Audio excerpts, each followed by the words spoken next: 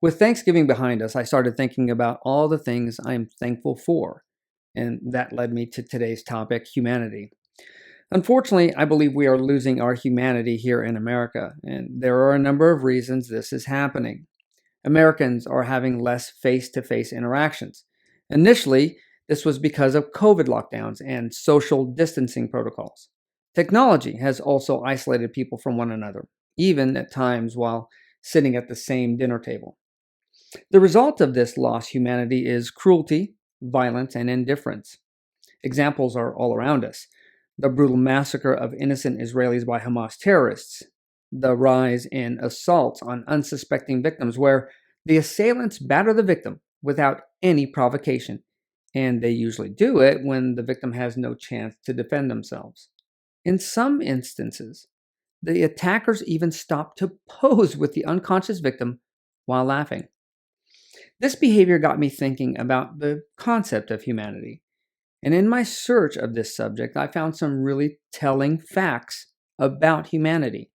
So, join me in this episode of Office of the Patriot, where I break down what humanity is and is not, and how we can get it back.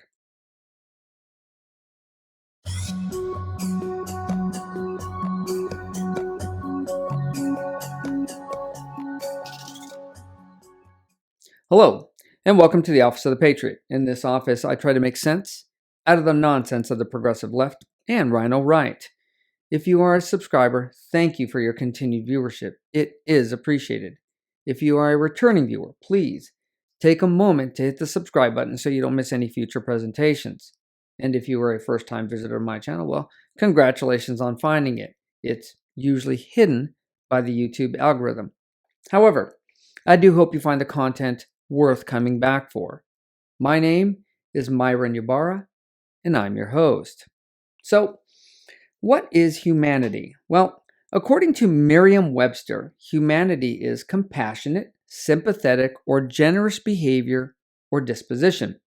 So, the inference here is that compassion, generous behavior, and sympathy are exclusive to humans, and thus the term humanity is born.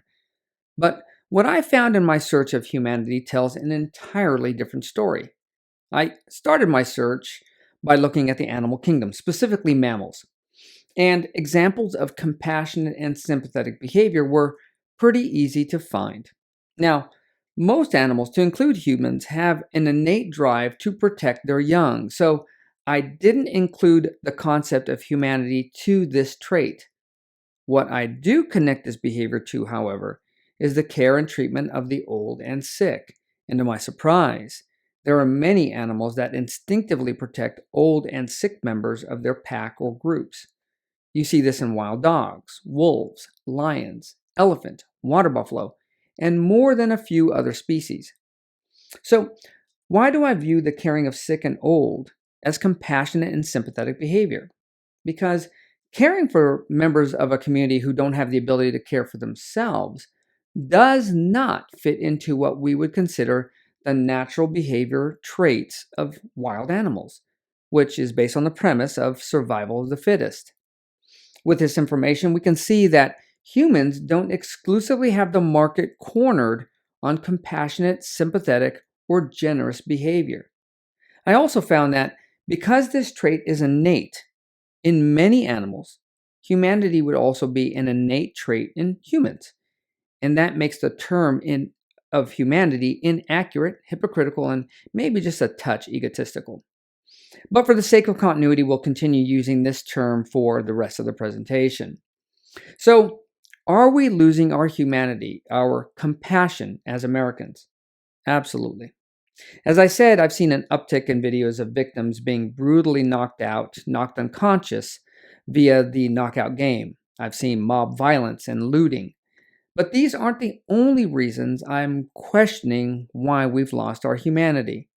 I belong to quite a few social media groups, many of which are hobby-based. I noticed in quite a few of these groups, someone would pose a question in a post that others in the group would view as either silly or uninformed or maybe redundant. And the first person to respond would usually respond with an insulting or degrading post.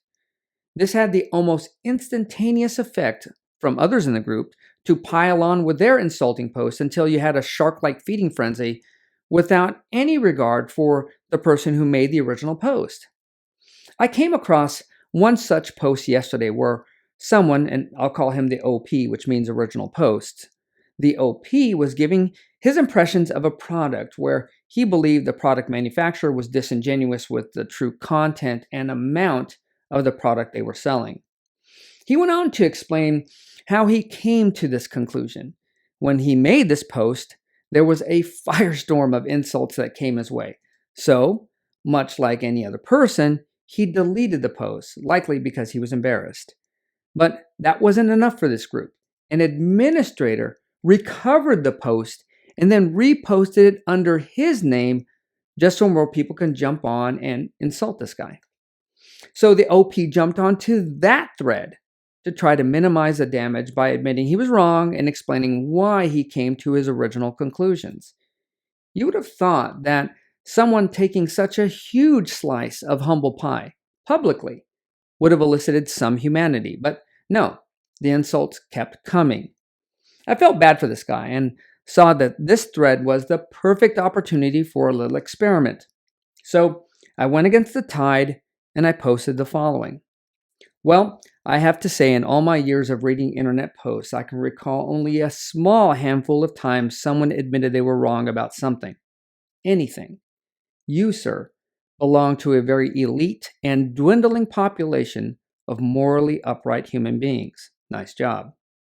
And that post turned the tide of this thread. All of the subsequent posts people made were now in the same vein. In fact, the OP jumped back onto the thread and made light of the entire situation again, thus taking a second helping of humble pie. This little bit of humanity expressed in my post was a catalyst of change in the attitude among members of the group.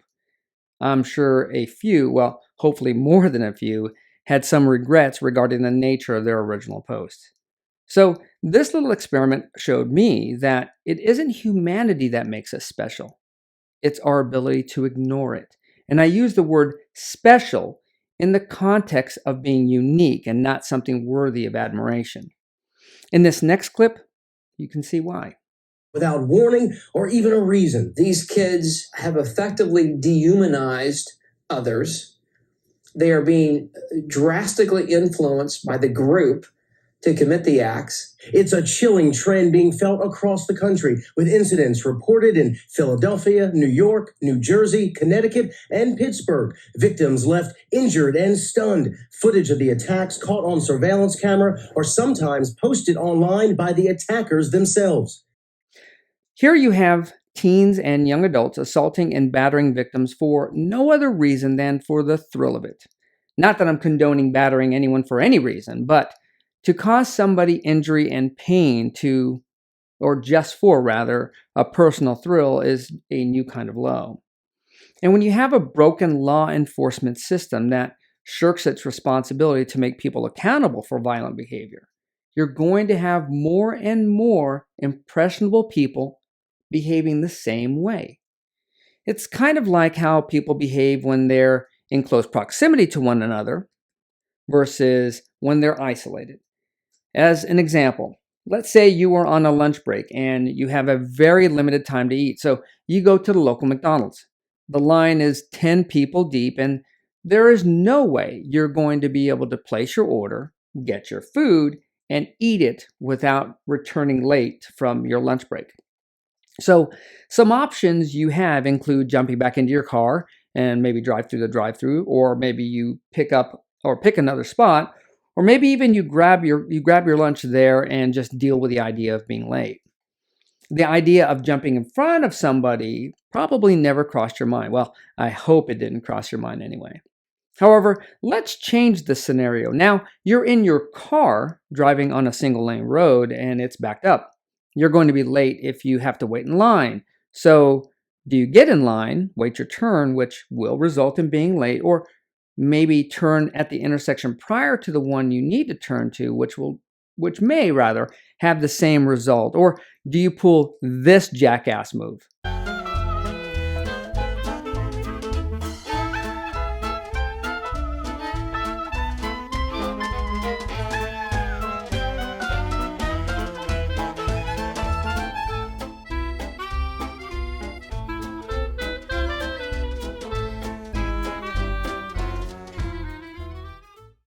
Do me a favor, take a minute or two to comment below as to what you would do in this scenario and why.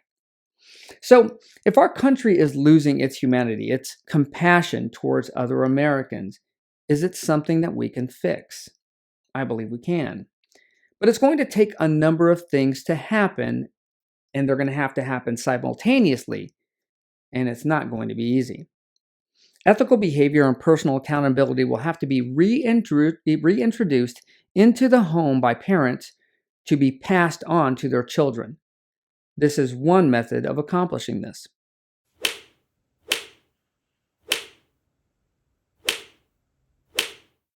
Our social controls, specifically law enforcement, courts, corrections, and K through 12 schools, will also need to hold its populations accountable for misbehavior, but also recognize and encourage positive behavior. And finally, the founding principles of America, freedom, liberty, patriotism, need to be reintroduced, promoted, and embraced by everybody, so we once again see each other as Americans and not someone different than we are. Then our humanity will present itself, just as it does in the rest of the animal kingdom. This concludes today's presentation of Office of the Patriot. If you enjoyed the content, please take the time to like, subscribe, and share my channel on your social media. It is appreciated. And as always, have a blessed day and stay safe out there.